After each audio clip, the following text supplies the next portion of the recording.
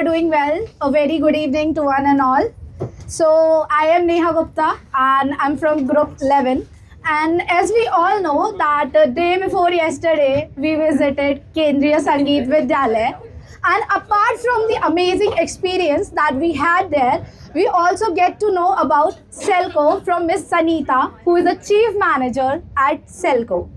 So as we are truly inspired by Selco's efforts to create sustainable energy solutions, improving lives across rural areas. As Selco has transformed the energy excess, we hope to transform agriculture waste into meaningful solutions for a cleaner future. But before we move to the presentation that I know you all are very excited for, let's know more about our role model, Selco. So Selco is a social enterprise which provides affordable and sustainable energy solutions for underprivileged households, and it operates amongst various states like Karnataka, Odisha and so many more, impacting thousands of lives. And similar to that, we have also came up with a solution to convert husk waste into biodegradable and eco-friendly cutlery and other items to provide sustainability and rural entrepreneurship amongst India. And the solution will be explained by our team and we have named it Krisha. So let's me also. And so I'll start with the problem statement first. So as you can see, our problem statement is solar powered solution for decentralized waste management and watershed restoration. So let's see. As the waste, we chose rice and wheat straws. Let's see the stats once.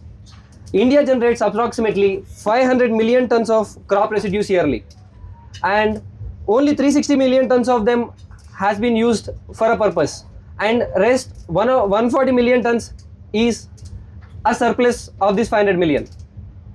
And among these, 92 million tons is converted, it is burned completely, which is causing pollution.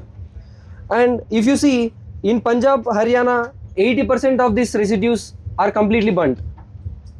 And West Bengal contributes a significant amount of 39.6 million tons of residues. And not just normal cereal residues, and fiber crop residues also exist, which is 24.4 million tons. And Maharashtra is not behind. It is also generating nearly 19.5 million tons of residues. And so, like, why we are burning all this? Because of burning is so much carbon is generating, so much GHGs are coming. So instead we came up with a solution to prevent this pollution and all. And our solution is Krisha. And see, this is our brand logo, and this is where we create some eco-friendly products which will minimize the usage of single-use plastics and help the environment. And from here, my teammate Snehal will take care of this. Thank you. Hi everyone, I'm Snehal Patil and I'll be talking about the solution that we are presenting. So as we know that our end product is Krisha, which is a tableware brand. It's a tableware and cutlery brand. But what is the solution that we are actually proposing? So we are proposing the creation of community centers wherein farmers can use agriculture residue, which is rice and wheat husks or straws as we call them, to create value added products such as plates, spoons, forks and cups.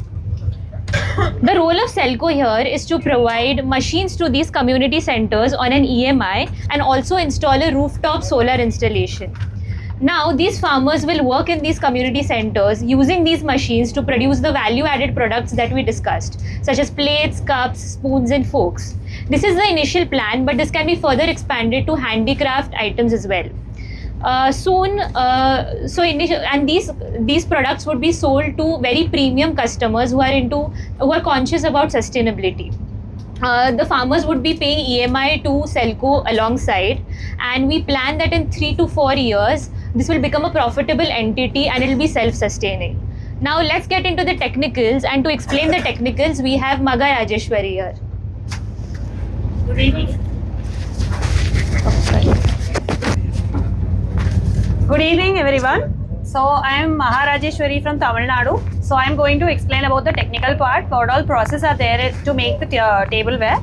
So first process will be obviously collecting the wheat and the rice husk from multiple farmers and taking it to one particular micro enterprise facility. So after the collection is done, there will be some kind of moisture which is available in the wheat husk, which will actually affect the manufacturing process. So it has to be dried first.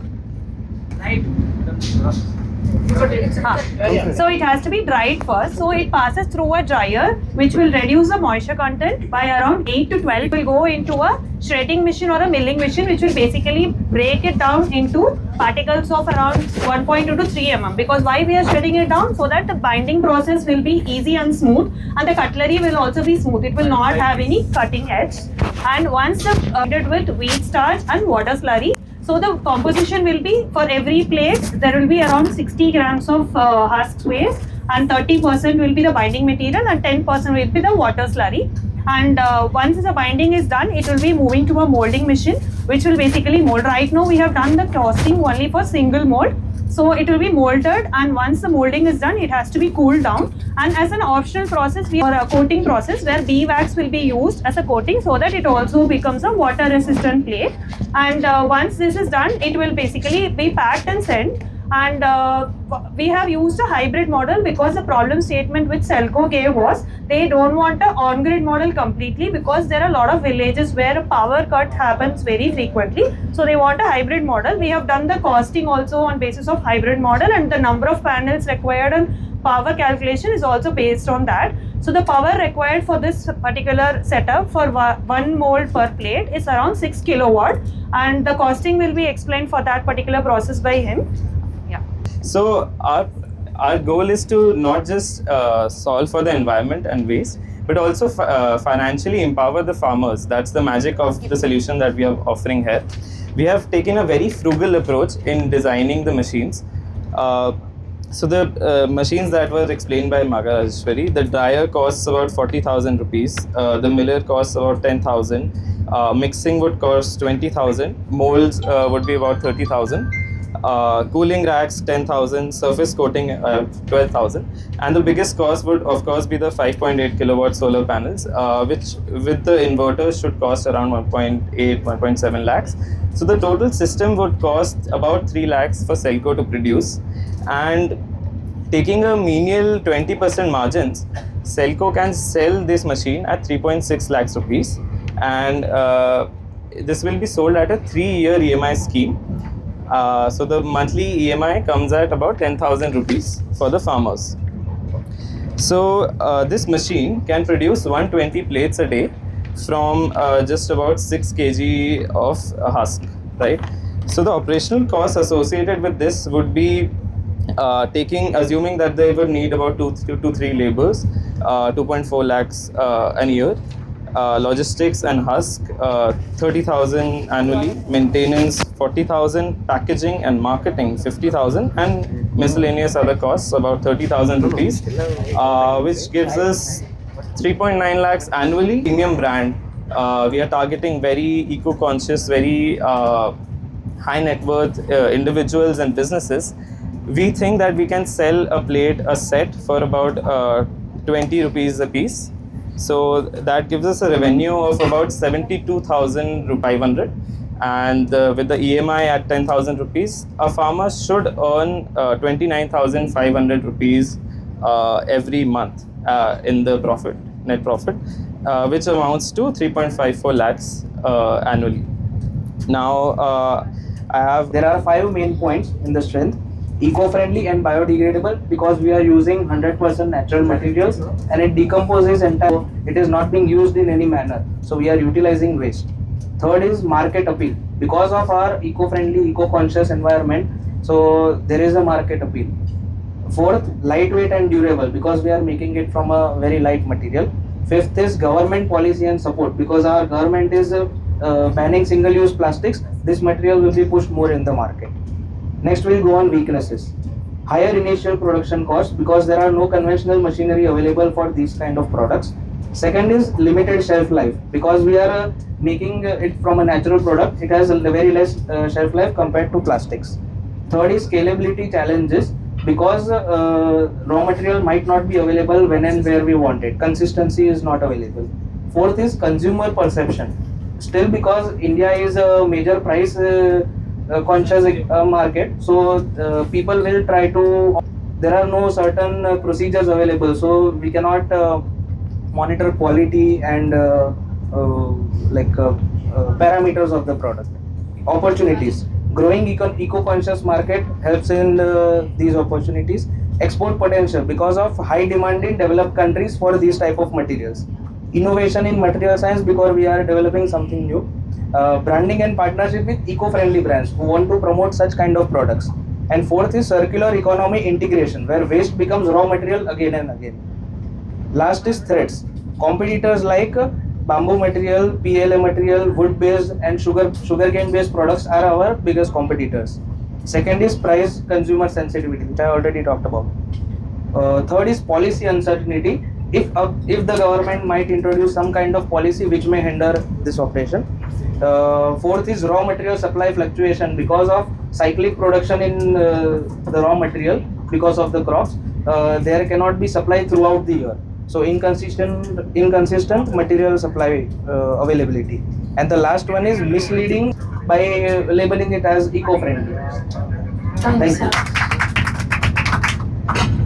Now I would like to collect the feedback. Any questions? Yeah, Feedback and questions. yeah. Yes. You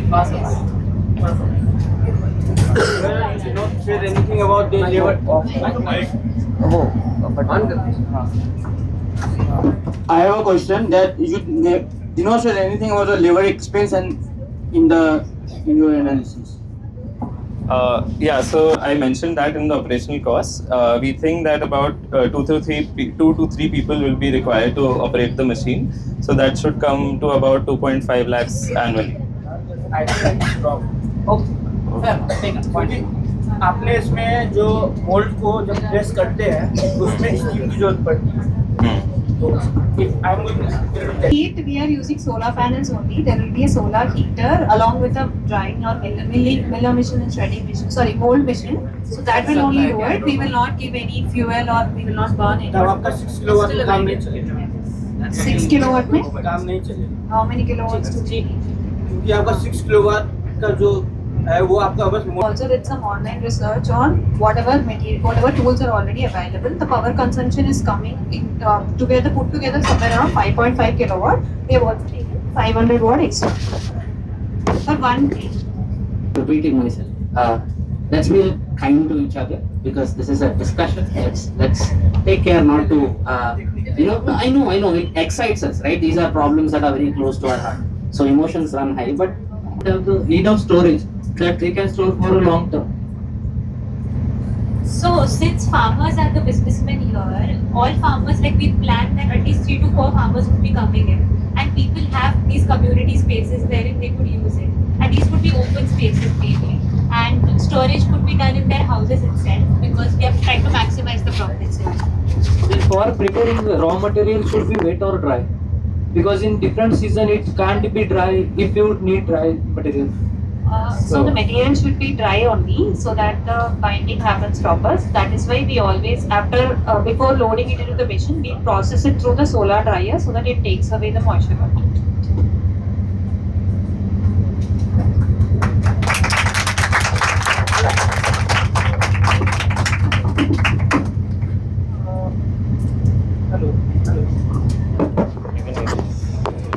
Hello.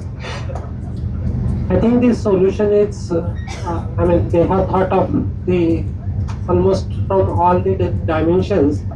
There could be some technical, because everybody doesn't know. I also don't know the technicalities about the things. But overall, the thought process, I believe, is quite okay. They have only one thing is that decentralized approach.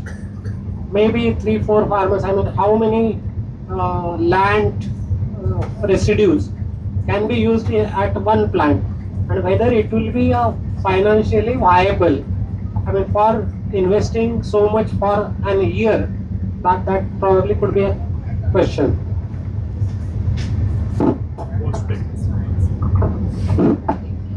No, so before any comments, I think a huge round of applause for the team. I think it's a beautiful example of how the Yatra design in terms of the perhaps the what do you call it, the as in I see the facilitators supporting from back and taking videos, and 6 heroes and heroines of this one presenting. I really love the fact that you had a presentation but you chose not to show it because your enthusiasm did the talking, and I think those are very valuable things to keep in mind for the BGT, which is the competition I keep repeating.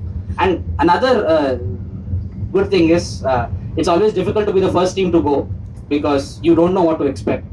It's even more difficult to be the second team to go because you've seen the first team get hammered. So I think kudos to you on that.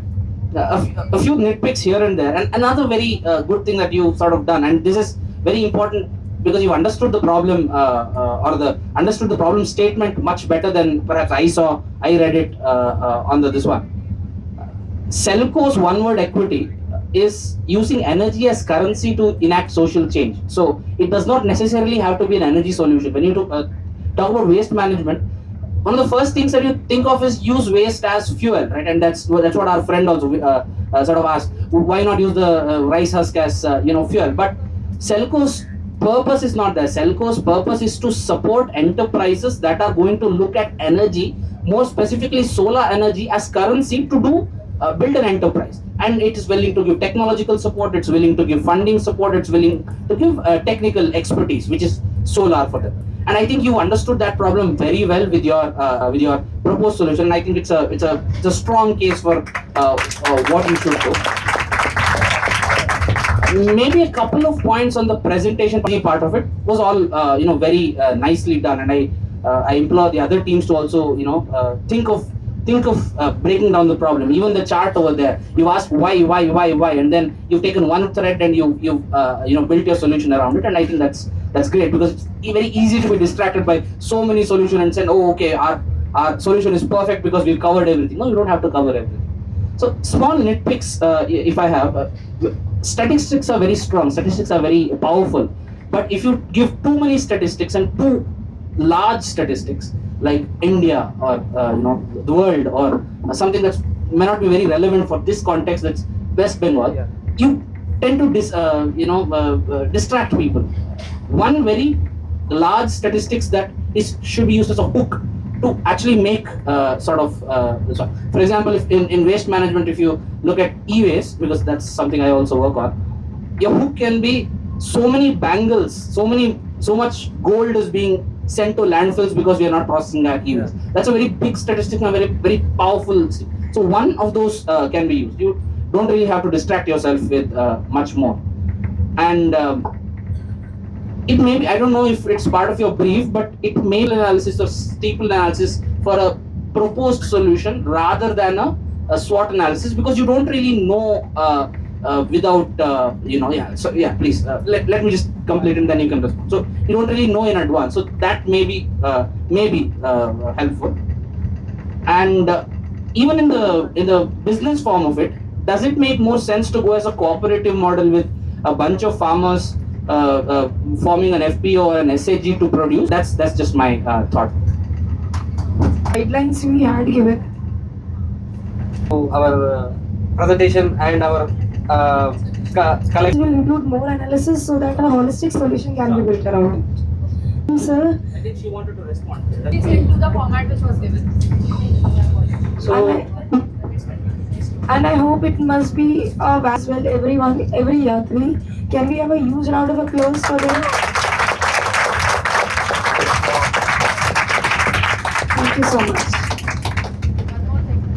To appreciate the team for pulling it off in like so less time. We were just running around, not getting proper rest, and in the last 1 hour, everyone just put this effort and brought it up so beautifully.